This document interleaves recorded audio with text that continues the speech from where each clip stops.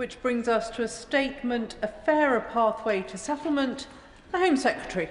Yeah. Thank you very much, Madam Deputy Speaker. With your permission, I will make a statement on a fairer pathway to settlement for migrants.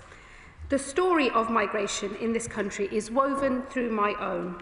My father came here in the early 70s, my mother a little less than a decade later. Both came to seek a better life, and they found one here. In time, while always proud Kashmiris, they became British citizens themselves, Brummies too, and they brought up 4 children just as proud to be a part of this country and that great city as them. This is not just my story. This is the story of many of my constituents in Birmingham Ladywood, and it is the story of many millions more across this country. I, and so many others like me, are patriots. Mine is a love of a country that is forever changing, while something essential about us always endures. It is a patriotism that finds room for those who trace their roots back many generations and those who, like me, do not. But I worry that this broad patriotism is, for some, narrowing, and that a vision of a greater Britain is giving way to that of a littler England, as anger turns to hate. Some will choose to scorn this analysis. They would rather we simply wished it away. But those who look like me do not have that luxury. Our lives and the lives of our families are more dangerous in a country that turns inwards. So we have no choice but to ask, what is the cause of our division and how might this country be united? As I said earlier this week, the pace and scale of migration in this country has been destabilising. I spoke on Monday of the 400,000 who have claimed asylum since 2021. But that figure pales in comparison to the net migration figure in the same period. In that time, 2.6 million more people moved to Britain than left. To place that in perspective, around 1 in every 30 people in this country arrived in those 4 years. This is the result of the extraordinary open border experiment conducted by the last Conservative government. In that period, now sometimes called the Boris wave, immigration controls were drastically lifted. This was most notable in the case of the health and care visa, where minimum salary requirements were dropped. An attempt to fill between 6,000 and 40,000 jobs led to the arrival of 616,000 individuals between 2022 and 2024. Over half were not even filling jobs in the sector at all, but were rather dependents of those who were. And abuse, as any Member of Parliament can tell you, was rife. I would think my support for migration need not be stated, but after some of the questions I faced on Monday, I think I had better do so. Migrant communities have, for generations, been woven into the tapestry of British life. While I will never believe in assimilating communities, we have achieved cohesion because different communities have integrated, retaining their distinction within a single pluralistic whole. This makes demands of those already here to remain open to new arrivals, but more than that, it demands something of those arriving. To settle in this country forever is not a right, but a privilege, and it must be earned. Today, that is not the case. Settlement, or indefinite leave to remain, comes almost automatically after 5 years' residence in this country. At that point, a migrant gains access to many of the rights of a British citizen, including to benefits. As a result of the unprecedented levels of migration in recent years, 1.6 million are now forecast to settle between 2026 and 2030, with a peak of 450,000 in 2028. It's around 4 times higher than the recent average. That will now change. As this government announced in its immigration white paper, the starting point for settlement will move from 5 years to 10. To ensure this is earned, new criteria will be added, which will act as a disqualifying bar for those who do not meet them. Firstly, the applicant must have a clean criminal record. Secondly, they must speak English to A-level standard.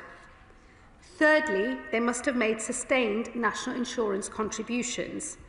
And finally, they must have no debt in this country. While these criteria set the bar that everyone must meet, there are a series of other tests that have today been published for consultation, and these either add or subtract from the 10-year qualifying period. To recognise the particular value to society they play, the government proposes the following. Those who speak English to a degree level standard could qualify for a 9-year path to settlement. Those paying the higher rate of tax could qualify at 5 years, while those on the top rate could qualify after 3, the same as those on global talent visas. Those who work in a public service, including doctors, teachers, nurses, would qualify after 5 years, while those who volunteer, subject to this consultation, could qualify at between 5 and 7 years. Not subject to consultation, the partners of British citizens will continue to qualify at 5 years as today. And this is also true of British nationals overseas from Hong Kong, who will qualify at 5 years in honour of our unique responsibilities to them. All grants under the Windrush and EU settlement schemes also remain unchanged. While some will be able to qualify for settlement earlier than 10 years, others will be forced to wait longer. Once again, these are subject to consultation, but the government proposes that those who have received benefits for less than 12 months would not qualify for settlement until 15 years after arrival. For those who have claimed benefits for more than 12 months, that would rise to 20 years. To encourage the use of legal routes into this country, those who arrive illegally could see settlement take up to 30 years. As has already been set out, refugees on core protection will qualify for settlement after 20 years. Although those who move to a work and study visa could earn settlement earlier, and those arriving by a safe and legal route would earn settlement at 10 years. This consultation is open on some cohorts of special interest. This includes settlement rights for children, members of the armed forces, and victims of certain crimes. As well as considering the responsibilities that are expected of those who seek a permanent life in this country, the consultation also raises the question of the rights that will be provided. Specifically, it proposes that benefits might not be available to those who have settled status, reserving them instead for those who have earned British citizenship. Finally, this consultation addresses the question of the so-called Boris wave, specifically the cohort of lower qualified workers who entered the country along with their dependents through the health and care visa, some of whom are never expected to be net economic contributors. It is right that we apply more stringent controls for this group, and for that reason we propose they should wait 15 years before they can earn settlement. Crucially, for these and every other group mentioned here, we propose these changes apply to everyone in the country today who has not yet received indefinite leave to remain, though we are seeking views on whether there should be some transitional arrangements available. May I make one thing absolutely clear, though? We will not change the rules for those with settled status today. These are people who have been in our country for years, even decades. They have families here, wives, husbands, children. They've worked in our hospitals, taught in our schools, and have been contributing to our society for years. Fairness is the most fundamental of British values. We made a promise when we gave them settlement, and we do not break our promises. The Reform Party, I note, not present today, have said they will do this most un-British of things. The Tories have said that they will, but then said that they won't, and I am left in as much of a muddle about their policy as they are, that perhaps the Shadow Home Secretary might enlighten the House today. But I can be clear that on this side of the House, we won't change the rules for those with settled status. Madam Deputy Speaker, as this consultation shows, we also listen to the British public, and I encourage all those interested to make their voices heard. Today, I have set out what we propose and, perhaps more importantly, why.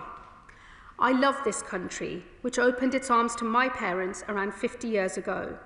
But I am concerned by the division I see now, fuelled by a pace and scale of change that is placing immense pressure on local communities. For those who believe that migration is part of modern Britain's story and should always continue to be, we must prove that it can still work, that those who come here contribute, play their part and enrich our national life. While each will always retain something of who they were and where they came from, they become a part of the greatest multi-ethnic, multi-faith democracy in the world. And with that, Madam Deputy Speaker, I commend this statement to the House. Yeah. Shadow Home Secretary Philp. Thank you, Madam Deputy Speaker, and I, as always, thank the Home Secretary for advancing